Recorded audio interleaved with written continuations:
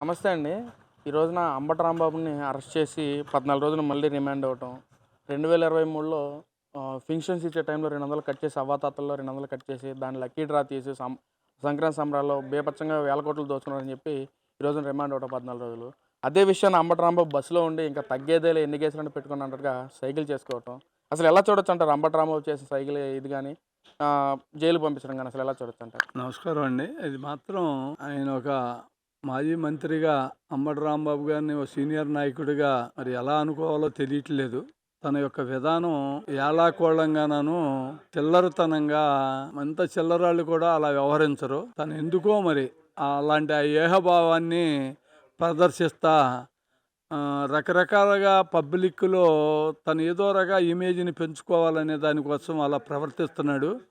తను రోజు రోజుకి అది ఇమేజ్ పెరగకపోగా తన ఇమేజ్ దెబ్బతింటది. 23లో తను చేసిన పని, తాళ్ళు అధికారంలో ఉండగా చేసిన పని అది. మరి ఆ రోజున వచ్చిన కంప్లైంట్ని అధికారం అనే దాన్ని అడ్డం పెట్టుకుని తొక్కిపెట్టారు. మరి అది ఈరోజు మళ్ళీ అది ఓపెన్ చేస్తే మరి కోర్టు ఇచ్చిన దాన్ని తప్పనిసరిగా చేసిన తప్పులన్నిటికి కూడా శిక్ష అనుభవించాల్సిందేను. తను మాట్లాడే విధానం కానివ్వండి, అవన్నీ కూడా చాలా తప్పు మాట్లాడుతున్నాడు. ప్రతిదాన్ని కూడా తను తిరుపతి వెంకటేశ్వర స్వామి లడ్డూ విషయంలో కూడా జగన్మోహన్ రెడ్డి తన అధికారాన్ని మొత్తాన్ని కూడా సంపదను ఎలా సృష్టించాలి అనే తన తండ్రి గారు ముఖ్యమంత్రిగా ఉన్నప్పుడు, రాజశేఖర రెడ్డి గారు ముఖ్యమంత్రిగా ఉన్నప్పుడు ఒక వ్యాపార సామ్రాజ్యాన్ని ఒక ఎత్తుగడతో మరి ఆ రోజున కొత్త కంపెనీని సృష్టించి, పేక్ కంపెనీని సృష్టించి దాంట్లోకి మరి తన లంచాలన్నిటిని కూడా దాంట్లో మలిసి, తండ్రి ఉండంగానే తన కేసులో ఇరుక్కుని పెద్ద ఎత్తున కేసుల్లో ఇరుక్కున్నవాడు జగన్మోహన్ రెడ్డి. అయినా తన ఆశకి సంపదకి హారం తీరక ఆయన మళ్ళీ ముఖ్యమంత్రి అయినా కూడా పూర్తిగా తన సంపదగా ఎలా మార్చాలో ఆయన చేసినట్టు గతంలో చేసిన ముఖ్యమంత్రులు ఎవరో కానీ, రాబోయేవారు కానీ ఎవరో చేయలేరు. ఒక సామ్రాజ్యాన్ని, డబ్బు సంపాదించే ఒక సామ్రాజ్యాన్ని, ఒక చీప్ లిక్కర్ ఉందంటే సెకండ్ హ్యాండ్ తయారు చేసేసి కొన్ని వందల మందిని చచ్చిపోయినా సరే నాణ్యత లేని లిక్కర్ని పబ్లిక్కి ఇచ్చి కొత్త కంపెనీలు, మరి అప్పటి వరకు ఎక్కడా కొన్ని సంవత్సరాలుగా జరుగుతున్న కంపెనీలు కూడా మరి మార్కెట్లో ఉన్న కంపెనీలని తీసేసి తన సొంత పేర్లతో బూమ్ దీప్ అని పెట్టుకుని ఆ కంపెనీలలో నాసురకమైన మద్యాన్ని సొంత షాపుల్లో మలుసుకుని మొత్తం కూడా వ్యాపార సామ్రాజ్యాన్ని కొన్ని వందల కోట్ల రూపాయలని ఈరోజు వాళ్ళంతా కూడా ఇదేదో కావాలని తన మీద బురద చంద్రబాబు నాయుడు ప్రతిపక్ష పార్టీలో కాదు, అధికార పార్టీయో నీ మీద బురద చల్లుతాం కాదు. ఇలా సిట్ ఏర్పాటు చేస్తే ఆ సిట్లో నువ్వేదైతే కోరావో అది ఏర్పాటు చేస్తే దాంట్లో ఒక్కొక్కటిగా రుజువు అవుతుంది. ఎలాంటి దోపిడీ చేయలేదు, కల్తీ లడ్డు విషయంలో కూడా మేమేం చేయలేదు, చంద్రబాబు తన రాజకీయ స్వలాభం కోసం ఇలా వాడుకుంటున్నాడు. గతంలో చంద్రబాబు ఉన్నప్పుడు హెరిటేజ్ సంస్థ నుంచి 200 కోట్లు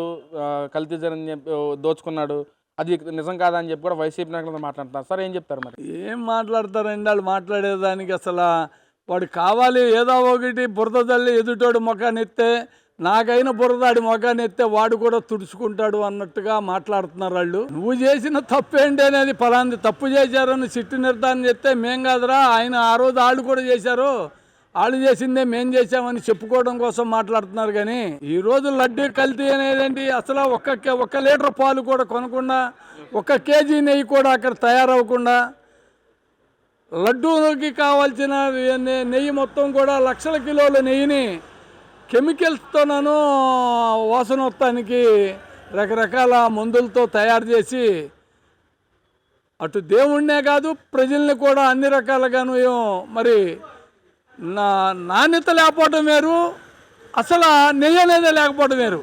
నాణ్యత లేకపోవడం అంటే ఏదో కొంత కల్తీ జరిగింది, ఏదో పాలల్లో నీళ్లు కలిసినాయి, అది నాణ్యత తక్కువ ఉన్నాయి అనొచ్చు. అసలు పాలే లేవు, అంతా కెమికల్స్తోనూ రకరకాల పదార్థాలతో తయారు చేసినట్టు చిట్టు నిరూపణ జరిగితే దానికి మీ హెరిటేజ్లో ఉంది ఆడుంది పెట్టు ఉంటే ఎందుకు ఉరుకున్నావు? 5 సంవత్సరాల అధికారంలో ఉండవు. నీ అధికారంలో తిరుపతిలో ఇది జరిగింది, హెరిటేజ్ నుంచి పాలు వచ్చి ఈ రకంగా జరిగిందని ఆ రోజు ఎందుకు చెప్పలేదు? ఈరోజు ఎందుకు మాట్లాడుతున్నావు? ఈరోజు నీ తప్పుని పబ్లిక్లోకి వచ్చింది కాబట్టి ఏదో ఒకటి ఎదుటి మీద ఒకటి కూడా వేయాలని ఒక తప్పుడు పత్రికను దాన్ని పెట్టుకుని తప్పుడు ఛానల్ ఒకటి పెట్టుకుని తప్పుడు వార్తల్ని నిత్యం చెబుతూ ఉంది. అది ప్రజలు అన్నీ గమనిస్తున్నారు. ఈరోజు ప్రజలు ఆ రోజు నువ్వేదో నేను సర్వీస్ చేస్తున్నాను, నేను పెద్ద ఎత్తున సంక్షేమాన్ని ఇస్తున్నాను అనుకున్నావు. కానీ ప్రజలు ఏమనుకున్నారు? సంక్షేమం కాదురా బాబు, నువ్వు అన్ని రకాలుగాను నాశనం చేస్తున్నావని నిన్ను 11 సీట్లు పరిమితం చేశారు. ఈరోజు రేపు జరిగేది ఆ 11 సీట్లు కూడా లేకుండా పోయే పరిస్థితి ప్రజలు గమనిస్తున్నారు. అది కూడా లేకుండా పోతాయి. మరి ఖచ్చితంగా ఏ తప్పు అయితే చేశారో తప్పు చేసిన వాళ్ళందరూ శిక్ష అనుభవించక తప్పదు. ఒక రోజు అటు ఇటుగా తప్పకుండా కూడా మరి అందరూ కూడా ఆ ఉచ్చులో పడి వెళ్ళాల్సింది. అంటే సార్ ఓ పక్కన మనం చూస్తున్నాం, ఓ పక్కన కల్తీ లడ్డు వ్యవహారం కానీ లేదా జగన్మోహన్ రెడ్డి గతంలో సంక్షేమ పథకాలు ఇస్తా అని చెప్పి ఎలా ప్రజలను ఎలా మోసం చేశారో చూసాము. ఇసుకలో దోచుకున్నారు, లెక్కల్లో దోచుకుని చాలా విషయాలు బయటకు వస్తున్నాయి. ఎందుకు సార్ వైసీపీ వాళ్ళు ఇలా మేము ప్రజలకు మంచి చేస్తాము, మంచి చేయడానికి వచ్చామని చెప్పిన వాళ్ళు ఇలా దోచుకోవడం ఎంతవరకు కరెక్ట్ అంటారు? దోచుకోవడం అంటే అతనికి అది ఒక హ్యాబీ అండి. ఎంత రాష్ట్రంలో ఇంకెవడు కూడా నాకన్నా పెద్ద సంపద కలిగిన వాడు ఎవడు ఉండకూడదు. ఈ దేశం ప్రపంచంలో అన్ని రాష్ట్రాల్లోకి నేను అత్యున్నతమైన సంపదుడిగా ఉండాలి అనేది తన యొక్క కోరిక. అతనికి కోరిక తీర్థం అనేది లేదు. ఎన్ని వేల లక్షల కోట్లు ఉండా తనకి సరిపెట్టుకోవడం తీర్థం అనేది లేదు. ఏదో ఒక మాయి చెప్పి కింద క్లాస్ అంతనికి మాయి చెప్పి బుట్టలో వేసి రాష్ట్రాన్ని అధోగతి పాలు చేశాడు. ఎక్కడా కూడా ఒక చిన్న గొయ్యి కూడా రోడ్డు కూడా వేయలేదు. ఏ రకమైన అభివృద్ధిని చేయలేదు. అన్ని రకాలుగా ఈ రాష్ట్రం అధోగతి పాలు అయిపోయింది. అటు రాజధానిని నాశనం చేశాడు, 3 రాజధానులని. ఇటు మరి ఏ రకమైన అభివృద్ధిని కూడా చేయలేదు రాష్ట్రంలో. అందుకే ప్రజలంతా కూడా సరైన బుద్ధి చెప్పారు అనుకున్నాం. తనకి ఇంకా బుద్ధి రాలేదు. తను మళ్ళీ కూడా అలాగే ప్రవర్తిస్తున్నాడు. ఈరోజు చంద్రబాబు గారు మన లోకేష్ బాబు గారు వీళ్ళంతా కూడా మరి మెడికల్ కాలేజీలు కానివ్వండి, మరి అన్ని స్కూళ్ళు కానివ్వండి, అన్ని రకాలుగాను చేస్తుంటే అసలు ఒక నాయకుడు చేసేదాన్ని ప్రోత్సహించాల్సింది పోయి మీరు ఎవడన్నా వచ్చి ఇక్కడ కంపెనీ పెట్టినా కాలేజీలు పెట్టినా నేను రాగానే పీకెత్తాను అని మాట్లాడతాం అంటే అది నైతికంగా అతను తెలుసు. తనకు 11 సీట్లతో ప్రజలు ఇచ్చిన గుణపాఠం తనకు తెలుస్తుందనేది నేను అనుకోవట్లేదు. తను ఇంకా కూడా మూర్ఖంగా ప్రవర్తిస్తున్నాడు. తప్పు మీద తప్పు చేస్తున్నాడు. వాళ్ళ కింద అంటే సార్ నిజంగా జగన్మోహన్ రెడ్డి గారిని ప్రజల మీద గౌరవం కానీ లేదా మనల్ని ప్రజలు గెలిపించారు, గతంలో 150 సీట్లు ఇచ్చారు, మళ్ళీ ఇప్పుడు 11 ఇచ్చారు, మనం ఏం తప్పు చేసామో ప్రజల్ని అడిగి తెలుసుకుంటామని ప్రజలు తిరగొచ్చు కదా. లేదా పక్కన అసెంబ్లీ జరుగుతుంది, అసెంబ్లీకి వచ్చి మాట్లాడవచ్చు కదా. ఈ చంద్రబాబు ఏదైతే చేస్తున్నాడో తప్పులో ఉన్నారు జగన్మోహన్ రెడ్డి, అదే అసెంబ్లీకి వచ్చి మాట్లాడవచ్చు కదా సార్. మరి ఎక్కడొస్తాడండి అసెంబ్లీకి? 11 మంది సభ్యులు ప్లే కార్డులు పట్టుకుని గేట్లోకి వచ్చారు. అరుచుకుంటా 11 నిమిషాలు ఉన్నారు. ఏదో చెప్పేదాన్ని వినటానికి కానీ ఓ మంచి సలహా ఇస్తానికి కానీ అవకాశం లేదు. మళ్ళీ తిరిగి ఇంటికి వెళ్ళిపోయారు. మరి నిన్న పెద్దల సభలో లోకేష్ బాబు నిజంగా వాళ్ళకున్న రాజకీయ అనుభవంలో లోకేష్ బాబు చాలా చిన్నవాడు. మరి లోకేష్ బాబు చెప్పే మాటని ఆ బొత్స సత్యనారాయణ గారు ఏదో మాట్లాడితే దానికి సమాధానం చెబుతున్నాడు. వినటానికి ఎందుకు ఇష్టపడతలేదు వాళ్ళు?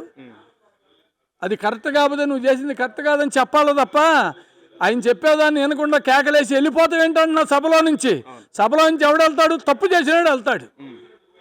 సభలో నుంచి పారిపోయేది ఎవడో తప్పు చేసినాడు పారిపోతాడు. మరి మీరు ఎందుకు పారిపోయారు?